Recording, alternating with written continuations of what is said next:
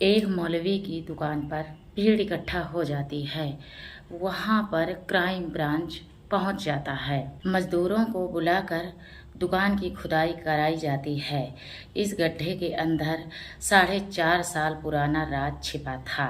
दिख रहा था मौलवी बहुत दरिंद्रा था, जिसने 17 साल के बच्चे का कत्ल करके लाश को दुकान के गड्ढे में करके छिपा दिया था। उसके ऊपर से प्लास्टर भी करवा दिया था। लाश में बचे टुकड़े सड़कों पर फेंक आया था। लोगों को बेवकूफ़ बनाता रहा। जब जांच हुई तब इस दरिंदे का चेहरा सामने आया कि ये इतना दरिंद्रा इंसान है। कहानी सुनोगे तो पैरों तले जमीन खिसक जाएगी।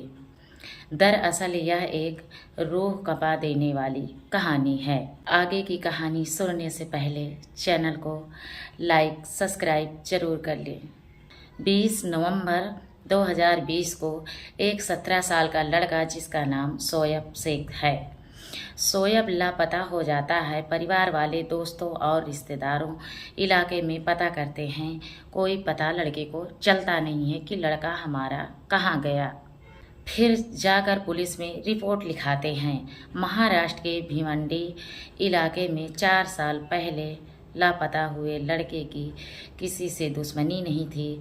आखिर गायब हुआ तो कहाँ हुआ। तमाम तरीके की बातें समाज में होती हैं।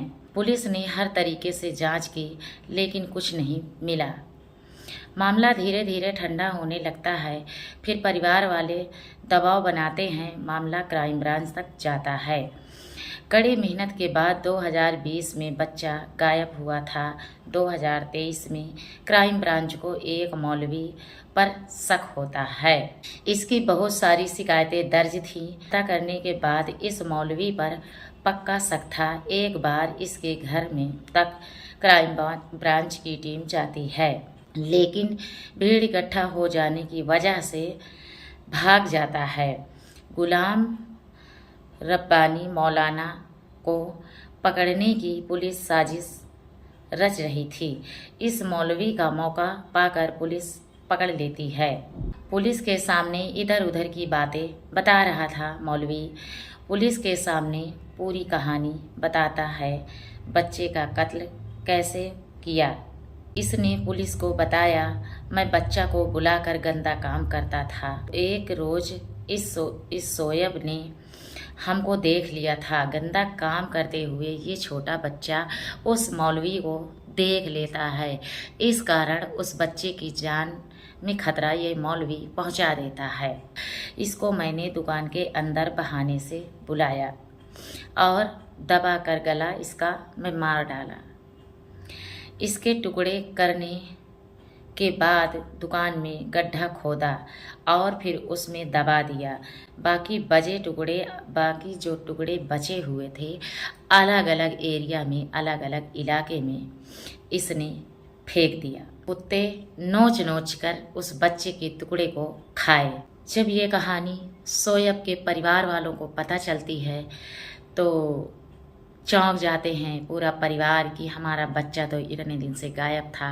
फिर क्राइम ब्रांच की टीम मजदूरों को बुलाकर गड्ढा खुदवाकर हड्डियों के सैंपल लैब में भेजे जाएंगे। तब जांच होगी, तब मौलाना को सज़ा मिलेगी। लेकिन माँ का दर्द जानते हैं। माँ कहती है, मैं उम्मीद लगाकर बैठी थी मेरा बेटा कब मेरे पास लौटकर आएगा, लेकिन इस हत्यारे ने क्या किया। मेरा बेटा मेरे आसपास टहलता था, कोई भनक नहीं थी। हत्यारा मेरे बेटा को मार डाला। सुन ही लिए हैं कहानी के माध्यम से, तो आप लोगों की क्या राय है, क्या सलाह है, कमेंट में जाकर ज़रूर बताएं। मिलूंगी अगली खबर के साथ। तब तक के लिए नमस्कार।